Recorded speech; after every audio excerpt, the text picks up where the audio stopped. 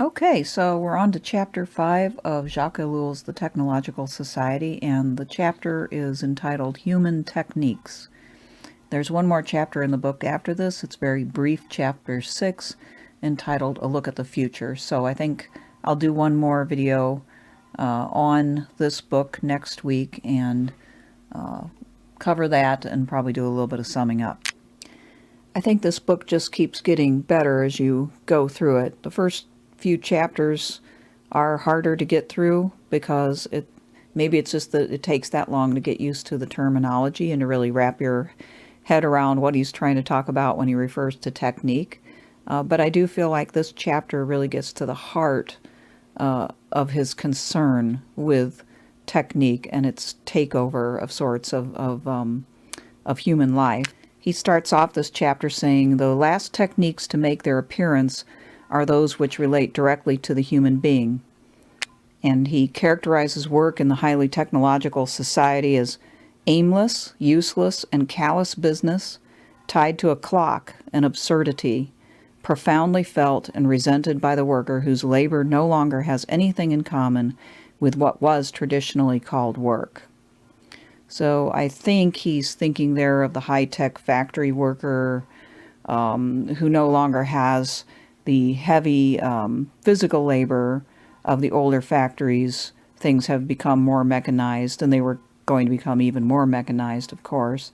Also, a person who's sitting behind the desk at a typewriter, which would now include, and probably more so, a person sitting behind a computer, which is an awful lot of people in the Western world now working in that way. His critique of labor here is similar to Marx's. Marx, of course, said that labor under the capitalist system was alienating, and it was partly about the monotony of it, the hard physicality of it, the long hours, definitely the extremely low pay during the Industrial Revolution, the lack of concern for the workers' comfort and welfare, the lack of concern for the workers' opinion, and all of that added up to alienation for Marx. But Marx, as I think I've pointed out once before, did not want to get rid of factory production. He just wanted to change how it was done, that it would be done somehow collectively. So I guess with workers' input and without hierarchy somehow. And it was supposed to make things that would be evenly distributed throughout society. So, and I know Ellul understands this, that Marx's view of alienated labor isn't absolutely correct, because Marx wanted to keep and even enhance and grow the factory type production. He wanted to industrialize. For instance, in the manifesto, there's a brief discussion of the industrialization of agricultural production. So Marx was all about that. He thought that capitalism had created a very good technique. It just wasn't being used to benefit humanity. But Ellul, of course, thinks that the mechanization and the rationalization of labor itself is alienating. And so whether it would be communist or capitalist production, the same alienation would apply. A big part of the problem for Ellul is that time is more regulated and measured very precisely in this type of work. And so it's not lived organically but mechanically. What I mean by that is that prior to technique ramping up and becoming very rationalistic, first as capitalism develops and then as when communism emerged as well, people moved away from the natural patterns of life that were not about the clock, but about natural things such as sunrise and noonday and sunset and the seasons of the year, as well as the seasons of their lives. They didn't watch the clock. There weren't clocks for quite a long time. And they would not have thought of labor as being measured in these discrete units of time. More, they would have looked at their labor as tasks to accomplish. And once accomplished to move on to something else, according to what was required at this point in the day or at this point in the season, right? His point reminded me of Charles Taylor's point in A Secular Age. He goes on quite a bit about how people prior to modern times, say in medieval Europe, thought the way that Ellul says they thought here, in terms of natural patterns, and also of church calendar, the various events that were commemorated by the church calendar, festivals and feast days and all of that. So because modern work is so alienating, techniques have actually been developed, he says, to make sure that human beings can adapt to the pressure of this type of work without snapping. The new technological society, he says, has undertaken, with the help of techniques of every kind, to make supportable what was not previously so, and not indeed by modifying anything in man's environment, but by taking action upon man himself. Psychology is resorted to more and more. He characterizes the goal of psychological techniques as yield of production. He says, this yield can only be obtained by the total mobilization of human beings, body and soul, and this implies the exploitation of all human psychic forces. So psychoanalysis is a human technique, a technique that can be applied to humans that helps them to adjust to the alienating environment in which they live. Also, education more generally is a technique that can be used, public education can be used to form people into conforming to the system. There are also many techniques that are developed in the workplace to humanize the work, to reduce fatigue and boredom, and to make people feel valued, and so on and so forth. He also mentions that in the future, he imagines that there will be medical techniques or cybernetic techniques. I don't know if he uses that word, but basically moving towards what he calls the Superman, the development of a different type of human being that's more able to handle the type of environment created by technique. So if all this sounds a little bit abstract, think of the name that we in America tend to give to the department that deals with employees, right? We call that the Office of Human Resources. And that name kind of says a lot, and I think Ellul would recognize this. In other words, it basically looks at human beings as one of the many resources that are obtained and used in order to reach a certain outcome. If you work in a office setting, think of all the little seminars and focus groups and events that are put on by your company, if your company's of any size at all. Also, many of these companies, especially the bigger corporations, and also bigger governmental outfits like universities and bureaucracies. We have counselors and ombudsmen, who are people who you can sit down with and work out grievances with. There's a whole industry of people designed just to adjust other people to their working conditions and priorities. You would think with the reduced amount of labor necessary, as well as the reduction in the physical demands of labor, that there should be a lot less stress today, because people aren't always in danger or being crushed by physical burden. Certainly have better medical care. But if you look around, there's still an awful lot of stress, and it seems like people are less and less capable of dealing with the crises that occur in their lives. So maybe Ellul has something here that we can understand. We tend to look at people, if we aren't somebody who has these types of psychological problems of anxiety and stress, we tend to think, oh, well, maybe they just they're just weak, can't handle life. Or, I frequently hear people say, why are there so many people who can't handle the everyday demands of life? Well, Ellul has an answer here that's a little bit more sympathetic to those many people who can't, all the people that are on antidepressants and going to counselors.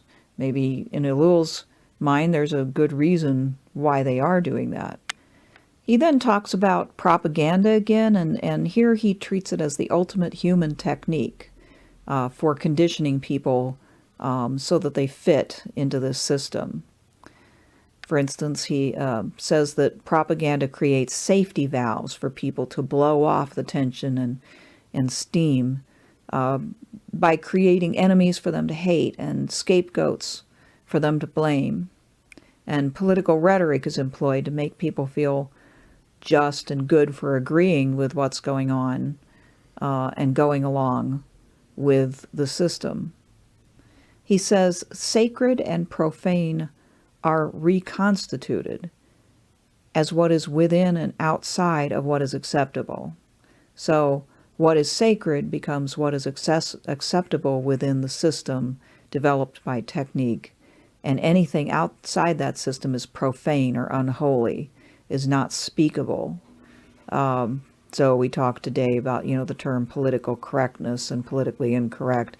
It's a bit of a gloss on, what he's actually referring to here. He says certain things that we can't even really think about. And if somebody starts to think about them, things that don't fit into the technological or the system of technique that's developed, then they're either laughed at or people are afraid to the point where they will not even hear what is said or refuse to listen. I think the concept of the Overton window that some of you are familiar with fits here.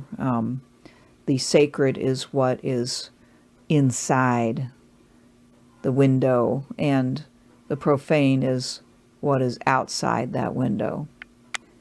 He even sees protests and acts of resistance using free speech in democratic countries as ways that people can fairly safely blow off steam while not ultimately disrupting the system. I think now of how many different ways there are to express oneself in the modern world, and how the endless multiplication of vehicles for expression makes people feel as though they're being heard. But there's so many ways, and they're so diffused, that most people are not really heard above the din of it all. So though we have a lot of ways to express ourselves, can we have an impact? It's very hard to right now. This is a really timely quote, so I'm going to emphasize this. It's about propaganda.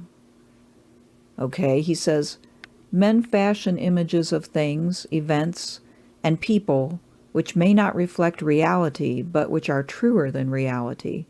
These images are based on news items which, as is the case in much of the world, are faked.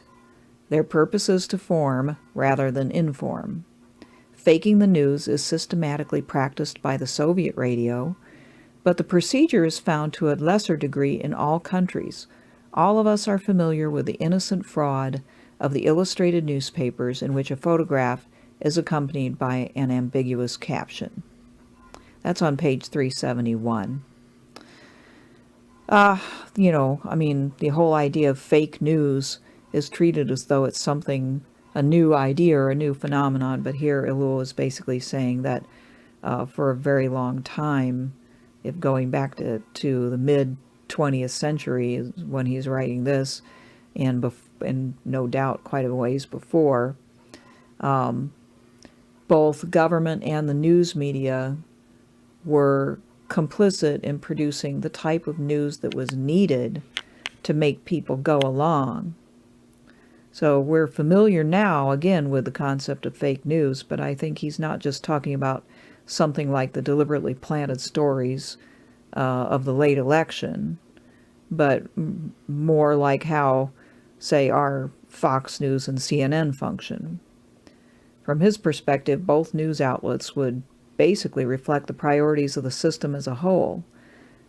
There would be much that would be outside their frame of reference that would not be reported on, or would be reported on in a way to make it seem silly or unacceptable. Both Fox and CNN are sensational. They create a world for viewers that's very stilted and leaves out a lot.